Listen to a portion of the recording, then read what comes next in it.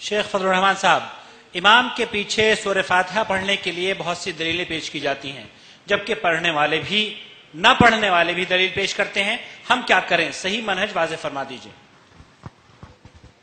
ویسے آپ کو دلیل بیان کرنی چاہیے کہ جو لوگ بیان کرتے ہیں، میں خود ہی بیان کر دیتا ہوں، ان کے پاس ایک ہی دلیل ہے جو قرآن کریم کی جو آیت ہے وَإِذَا قُرِئَ الْقُرْآنُ فَاسْتَمِعُوا لَهُ وَأَنصِتُوا، کہ بھائی جب قرآن پڑھا جائے خاموش رہو۔ نماز کے بارے میں یہ کہا جاتا ہے کہ یہ نماز کے بارے میں ہے، چلو ہم مان لیتے ہیں قرآن میں یہ جو آیت آئی ہے نماز کے بارے میں ہی ہوگی، لیکن اس کے بعد کی جو آیت دوسری ہے اس میں یہ بیان فرمایا گیا ہے وَاذْكُرْ رَبَّكَ فِي نَفْسِكَ، وَاذْكُرْ رَبَّكَ فِي نَفْسِكَ، آپ اپنے رب کا ذکر جو ہے اپنے دل میں کرتے رہیے۔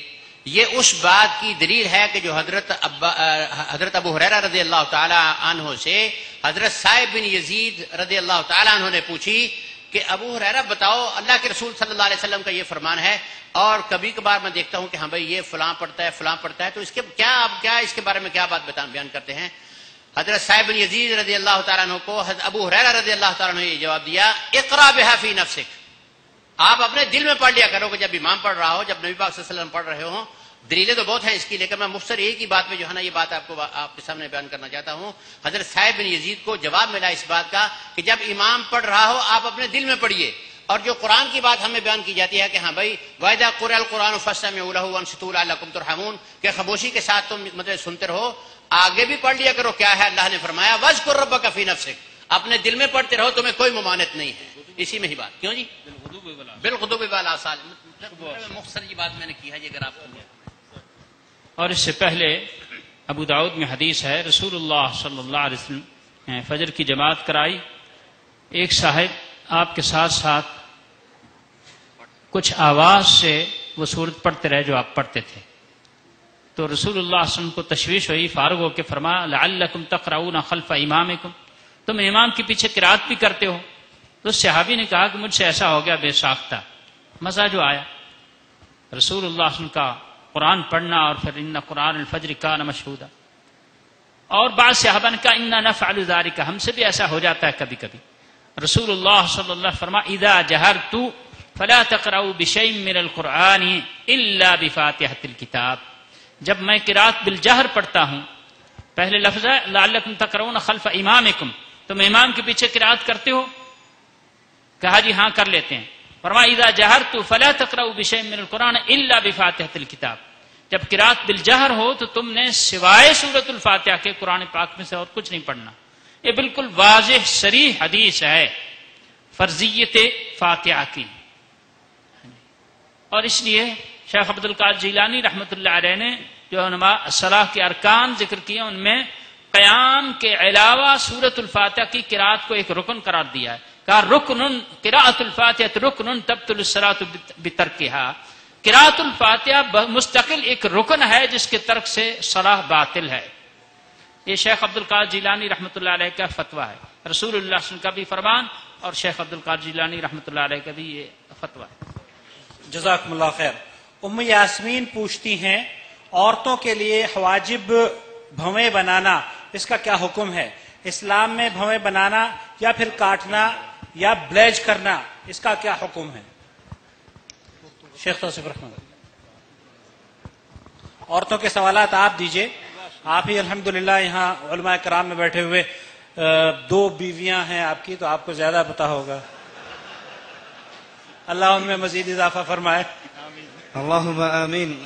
تو یہ بھویں بنانا، بال اکھاڑنا رسول اللہ صلی اللہ علیہ وسلم کی شریعت میں جائز نہیں ہے، اور اس پر رسول اللہ صلی اللہ علیہ وسلم کی لعنت کے الفاظ موجود ہیں، تو جو حسن اللہ عز و جل نے دیا ہے اس کو ویسے ہی قبول کیجئے، اس کے اندر تبدیلی، دانتوں کے درمیان خلا کروانے کے لیے تبدیلی کرنا، یہ تمام ہتھ کنڈے اہل ایمان عورتوں کے نہیں ہیں، بلکہ یہ مغرب کی تقلید سے یہ بیماریاں ہمارے اندر داخل ہوئی ہیں۔ اللہ ہمارے معاشرے کو ان فساد سے محفوظ رکھے۔ جزاکم اللہ خیر۔ ویسے چونکہ ابھی بات ہوئی تھی بیویوں کی، تو ہمارے سامنے حیدرآبادی بھائی الحمدللہ اہل حدیث سے ہیں، ان کی 4 بیویاں ہیں، ہاں دعا کیجیے اللہ تعالیٰ ان کو، ان کی زیارت تو کروا دو، کہاں ہے؟ آپ کھڑے ہو جائیے تاکہ آپ کی زیارت کر لیں تو جلیل صاحب، اور یہ شیخ کا پروگرام سننے کے لیے ہندوستان سے تشریف لائے ہیں، ماشاء اللہ، جزاکم اللہ خیر۔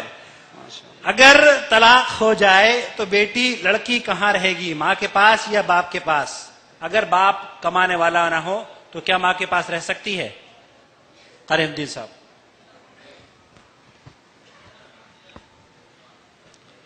عدت کے دوران تو اس گھر میں رہے گی، خامد کے گھر میں رہے گی. اللہ رب العالمین نے فرمایا وَلَا تُخْرِجُوهُنَّ مِن بُيُوتِهِنَّ، ان کو وہاں طلاق کے بعد اللہ تعالیٰ نے گھروں کو، خامد کا جو گھر ہے اس کو بیوی کا گھر قرار دیا. جب تک عدت پوری نہیں ہوتی وہ اس کا گھر ہے، اس میں رہے گی، عدت اس میں گزارے گی. اور اللہ رب العالمین نے منع کیا کہ ان کو نکالنا نہیں عدت کے دوران. فَإِنْ خَرَجْنَا فَلَا جُنَاحَ، اگر خود نکلے اپنی مرضی سے تو پھر وہ کسی محرم کے پاس رہے گی، اور محرم وہ مرد ہوتا ہے جس سے اس کا نکاح جائز نہیں، اور جو اس کی کفارت کر سکے، جو اس پر خرچ کر سکے. ماں جو ہے وہ خود محتاج ہے، وہ تو کماتی نہیں ہے، اس پر بوجھ نہیں بنے تو بہتر ہے. جزاکم اللہ خیر. شادی کے سلسلے میں اصل میں بات ہو رہی تھی، تو جو حضرات شادی کرنا چاہتے ہیں وہ اپنے کوائف ہمیں دے دیں تاکہ ان کے لیے ہم مناسب رشتوں کا بھی انشاءاللہ تعالی بندوبست کر سکیں گے. اور جو حضرات اپنی بچیوں کے لیے مناسب رشتے تلاش کر رہے ہیں موحدین سے خاص طور پر، وہ بھی ہم لوگوں سے رابطہ کر سکتے ہیں. السلام علیکم ورحمۃ اللہ وبرکاتہ. شیخ صاحب 10 سال میری شادی کو ہو گئے ہیں، میں شوہر کی دوسری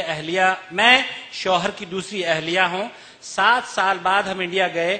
میری شادی کے پہلے میرے شوہر کہہ رہے تھے کہ میری پہلی بیوی سے خلا ہو گئی ہے.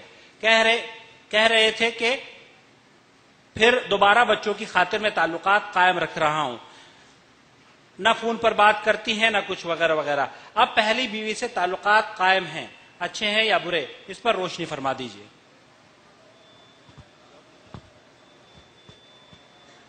جو عورت خاتون خلا لے لیتی ہے اس کے ساتھ ازدواجی تعلق بحال نہیں ہو سکتا کسی صورت میں.